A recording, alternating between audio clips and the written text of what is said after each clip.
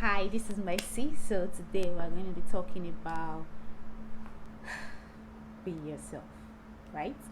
So we are in International Women's Week and week, month, day. Okay, the month of March basically is a time where we actually recognize women and we celebrate women. So we're in that month. So, and basically, you've been seeing a lot of conferences, a lot of people having seminars, a lot of people advocates and doing advocacies and doing different things that has to do with the women and girl child and ladies.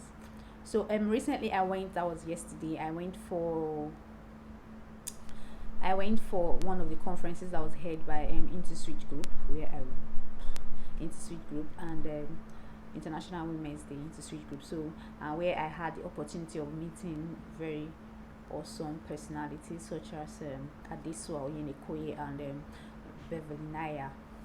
So it was really very insightful. And one thing that that kept springing up about people, about ladies, was you need to be yourself. You need to be yourself. You have to stop pretending that you're someone else. You just have to be yourself. Be yourself, be yourself, be yourself. And I was like, okay, being yourself, what does it really mean to be yourself? I kept asking myself that question. So anyways, I just felt like I should talk a bit more on that today. So what does it mean when someone tells you be yourself? What if yourself isn't really that good? What does it even mean when someone says you are not that good being yourself? Or when you even tell yourself that being yourself is not that good? So in all of these, it's like people used to say that words are very easy, and some people say that I don't really like listening to motivational speakers. Why? Because they just talk these unrealistic stuff. And recently I was asking my friend, why don't you like listening to motivational speakers or inspirational speakers? Because for me, I think it's a time where you get the opportunity to really kind of like get a drive.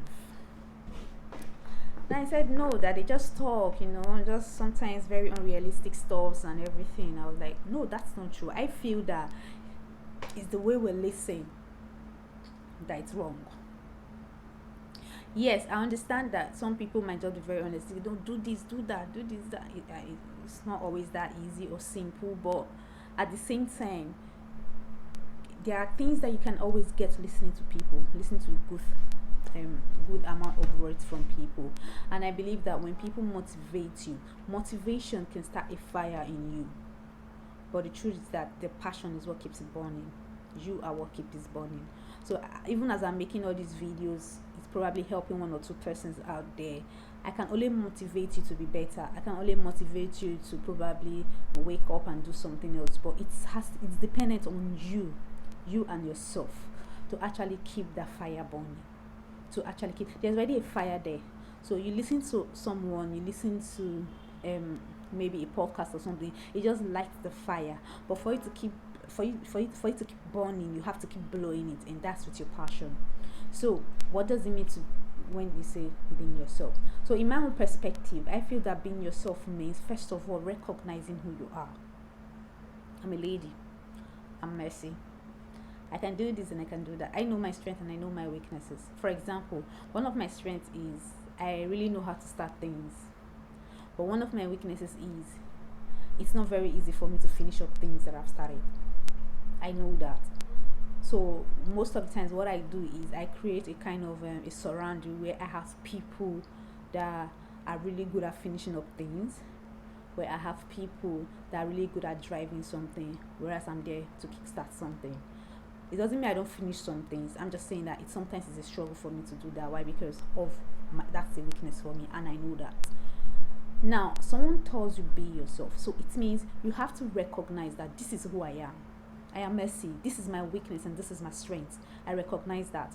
Then the next thing you need to do is, what if who you are you can be better? So, for example, at this moment, who I am might be that I'm this and that and this and that. But there's also something like who I could be. I could be a better version of myself, and that better version of yourself shouldn't be as in it shouldn't be judged by all. It should be a personal reflection and inner reflection from you, that you know that okay, you could actually be a better version of yourself. That is what that should be. So I tell myself that okay, this is who I am now. I recognize that this is who I am. What next can I do? What else can I do? How can I make myself better? How can I inspire people better? How can I inspire myself better? And I strive towards making that happen. So I said something. I said, being who you are is not an excuse for not working on your inadequacies. Because the truth is that we all have inadequacies. And when people tell you that you should be who you are, does not mean that you are okay with your flaws. That you are okay with this and with that. No, your flaws, we all have our flaws, but it doesn't mean you should keep piling them out because we're accepting that this is who we are. No, it means that if you have your flaws, you recognize your flaws. If there are things that you know that you can work on, you work on them. And you move from one step of being this person to this person, a better version of yourself. It's not different from who you are. It's still who you are. Just a more refined version. Just a more better you. So it's not different from being the message that I am. Just because, okay, I used to have one kind of snobby character before, now I've changed. I can talk to people, I can say hello to people. It doesn't stop me from being who I was. No, I'm still who I am, but with a better version.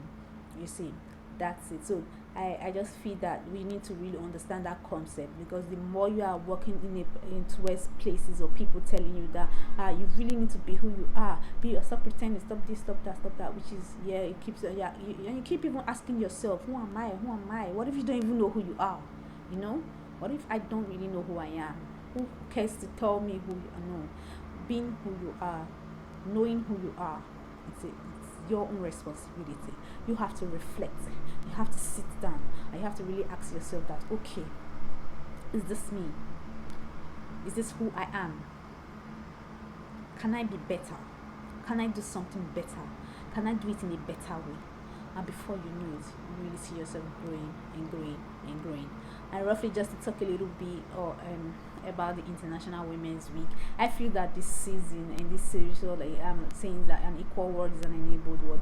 I feel like it's not just talking about women; it's talking about the human race. So this is not just a fight for giving space for. Yeah, it started with that. Why? Because those days, yes, there were a lot of restrictions as to what women could do. But now it's moving towards recognizing individuals for who they are. Yes, I'm messy. I am human first before I'm female. So whether gender shouldn't be like, it shouldn't be what comes in your head first when you're trying to place me. Maybe you're trying to give an opportunity for something. And I know she's female, she can't do that. No.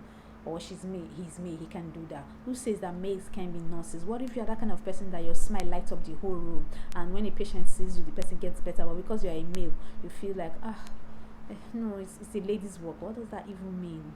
What if it makes you happy? What if it makes that other patient healthier?